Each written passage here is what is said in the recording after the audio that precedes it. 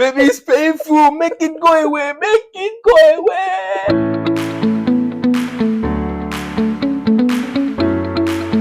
I have the almighty Mr. C that made me Mrs. C, That's me. So today we want to talk about something that is so dear to us, something that we have learned from, and we believe that would help people that find themselves in similar situation. We want to talk about the birth of baby A. I remember we got pregnant, we prayed about it, got pregnant, and now what's the expectation? Expectation, Yeah, so now you are pregnant, so what next? So it was a really funny time. So in the sense that we kept getting calls like, oh, you're pregnant now, you're almost getting to your due date, who's gonna come, yeah, who's gonna do that, who's gonna press the baby, who's gonna stretch the baby, who's gonna squeeze him. You know, traditionally who's gonna squeeze your own body? in Tie exactly, your yeah. tummy. So traditionally in Nigeria, Yeah. where we are from, Mhm. those are the kind of things we do. Yeah. Like when you see them bathing a newborn, you see the way they're flinging, and Right. so people were like wondering, are we not supposed to do that kind of thing also? We're supposed to So have somebody come for omogo. yeah, so yeah, we call it omogo, Oh, somebody omogo. coming to take care of the mother and the baby. Yeah. So it was getting to affect us. Yeah. Like I know at some point my wife cried. I know, even if she did not tell you, It's she not cried. once. I Yeah. cried a few So times. you can imagine you already have the, should I call it, disadvantage now, Yeah. of not having somebody Mm-hmm. coming to take care of you and the baby, Yeah. and you are already struggling with that. Mm-hmm. But you've accepted your fate. That's supposed to be enough trouble. Yeah.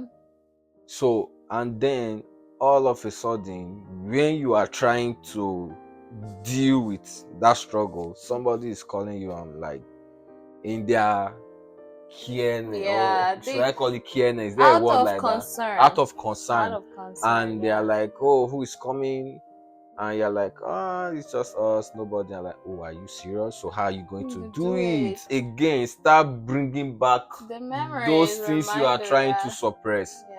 So if that expectation period was a bit of a struggle, Yeah. I think it even lasted up to like few months after he came. Yes, So a long time. you can imagine trying to deal with yourself and Yeah. your It's a lot. emotions and everything, and people still trying to, but I appreciate them. Oh, absolutely. Yeah, It's because just out of concern. Just adding up to what you just said about that period, it was already a difficult time for us. We were not one of the people so privileged to have people here.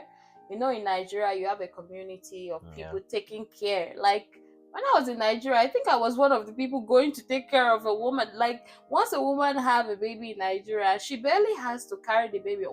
The only time she carries the baby is to breastfeed, right? Yeah. But here, Canada is different.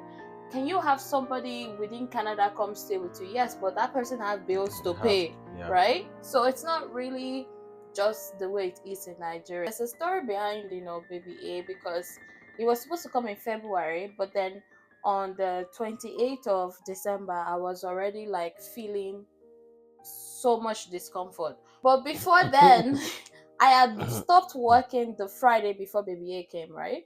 I had stopped working and I was asleep one night. My husband had gone to work. I was asleep and a man came to me. He was wearing like a doctor's robe, right? And he told me that your baby is going to come soon.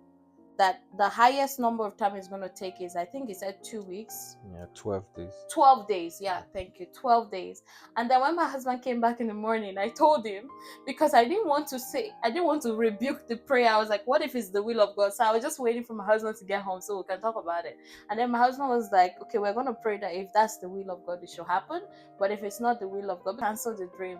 And then bam, I'm having all the discomfort. It's not even close to the 12 days, right? Yeah. It's not even close. I'm having all the discomfort in my body, and I just told my husband, because I think it was less than a week. Yeah, way less than that 12 days that, which I think is an angel of God that just told me that. So my husband was supposed to go to work, and I was like, hey, I'm feeling so uncomfortable in my body. Can we just go to the hospital and check to make sure everything is good? Because I've not felt this discomfort. It's been going on for at least an hour. So I was like, this is kind of concerning. We went to the hospital. They checked the heart rate, checked everything. They were almost sending me home. They were like, okay, just pull your underwear. Let's just check you to make sure that everything is good. And then what happened? And you're already 2 centimeters dilated.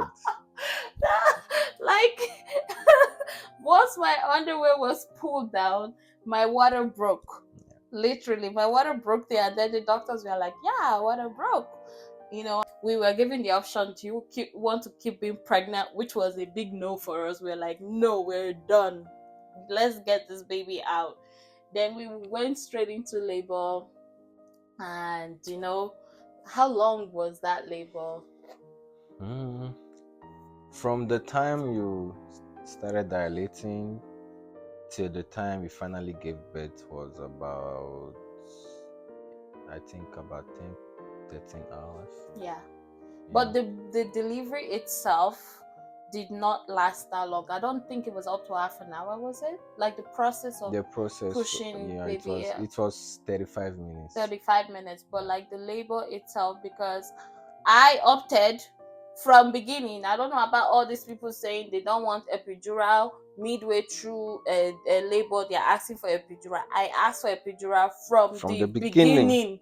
And let me tell you, because mama don't want stress. No, and let me tell you, even from the beginning, it was still painful. Yeah. Because yes, the epidural works, but I feel like there are just certain pains that it doesn't take away, right? And then once it starts dying down, you are like, oh my God. And babe, they don't talk about that epidural. It hurts too. Do you remember? Do you remember? I was literally like bleeding on my back. True, yeah. I was bleeding on my back. And they did not allow me to see it. Yeah, no. I remember the doctor was like, sit right there. I'm sure you've heard the story. It's painful until you see the baby. I don't want to mention the name of the hospital.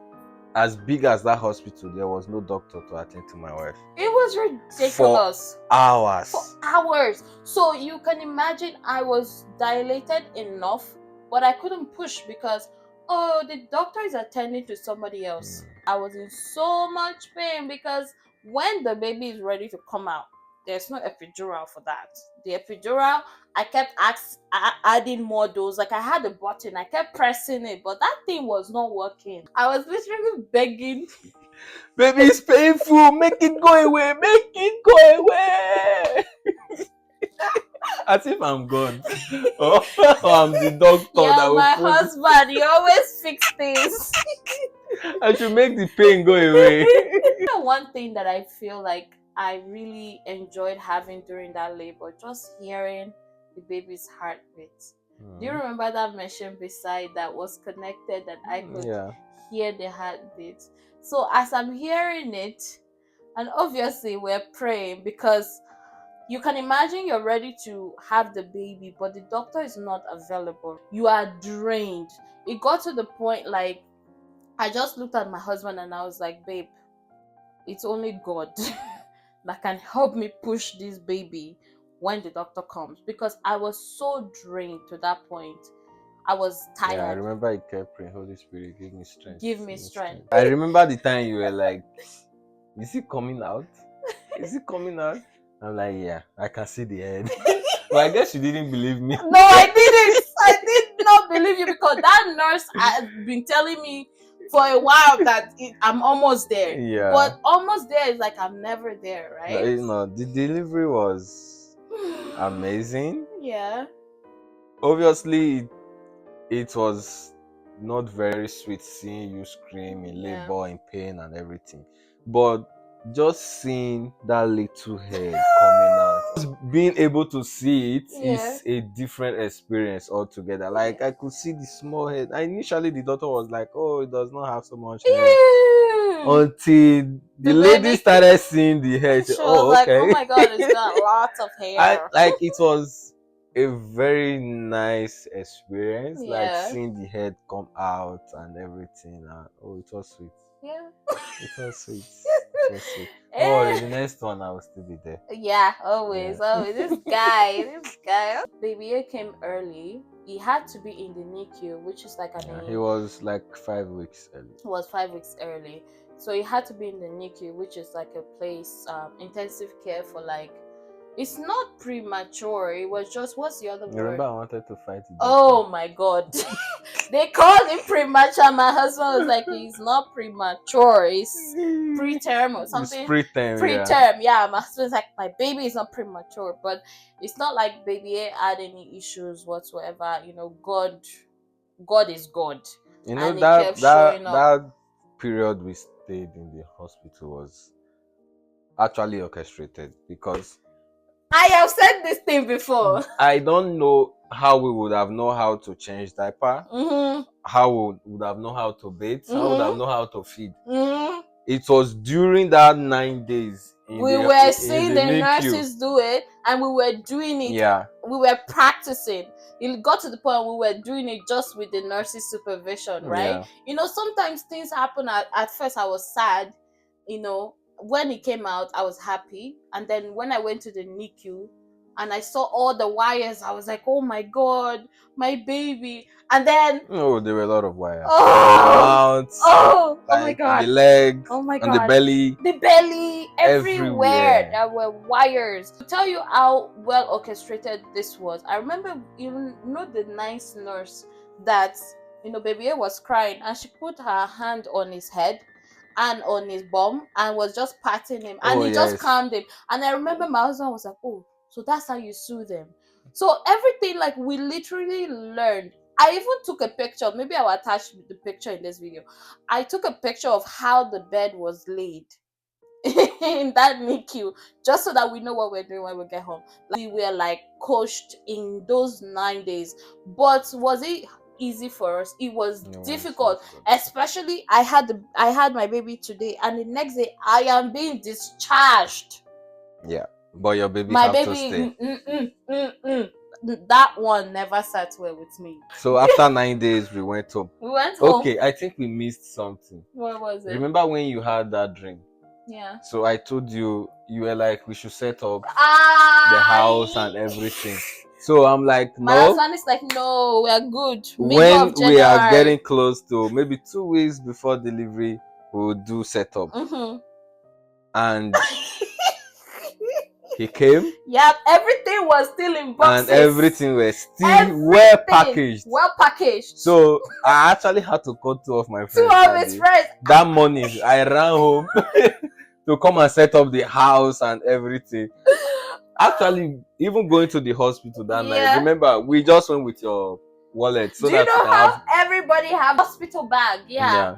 I was thinking about it, but I was still early, right? So I was like, yeah, we should just go. We literally, you had your wallet, I had my wallet. That was pretty much it. That was pretty much it. I don't think we had not even bought any bag for it. No, we hadn't even bought, because we were like, we have time, right? So literally, yeah. I guess next time we'll believe God more. Next time when he says your baby is coming, you're like, oh, you better be ready now. So being new parents now, the baby has come. And how many times did we go to the hospital? Oh, man. If the baby cough in a certain way, baby, don't you think we need to go to the emergency? Like, we disturb our family doctor to the point that the man was like, okay, the baby is fine. You don't have to come at every point. We did not mind though. We just wanted. Oh man! At some point, I think it was like, just give him water. I think it got to the point where like my husband had to like stand his ground, because I'm the one that's always on the panic mode. Babe, let's just go, right? My husband was like, we are not going anywhere. He's fine.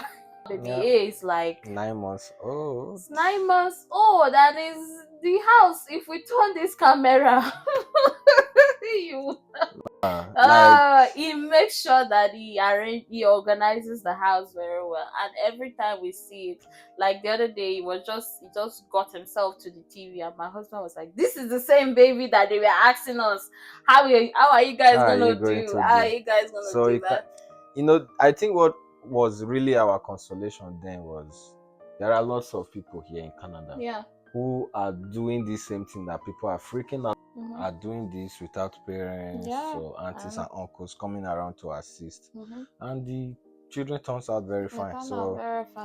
I think at that point we were like, oh, okay, if they can do it, we also can do it. Yeah, we can do it.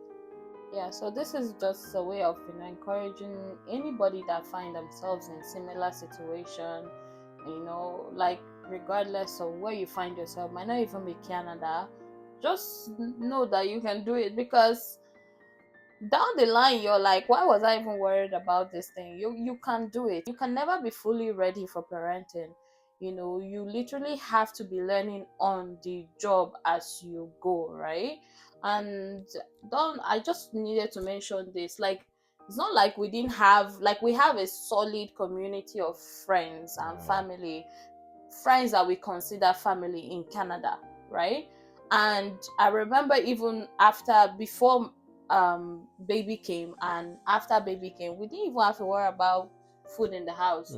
Like, the house was filled with food on a regular. People were bringing food, gifts were still coming. But Canada is just different. Somebody cannot take off 2 weeks from their job to come and take care of you. But in the ways that people could be there for us, they were there for us, right?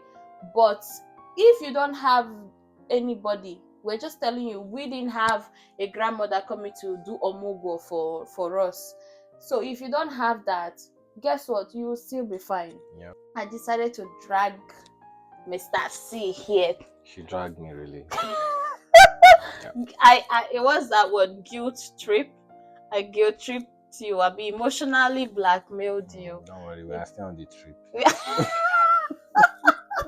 Thank you all for watching, and until I see you next time, don't forget to subscribe, to like, and to share this video, okay? You don't know who you're going to be helping. And to encourage someone today. Yes.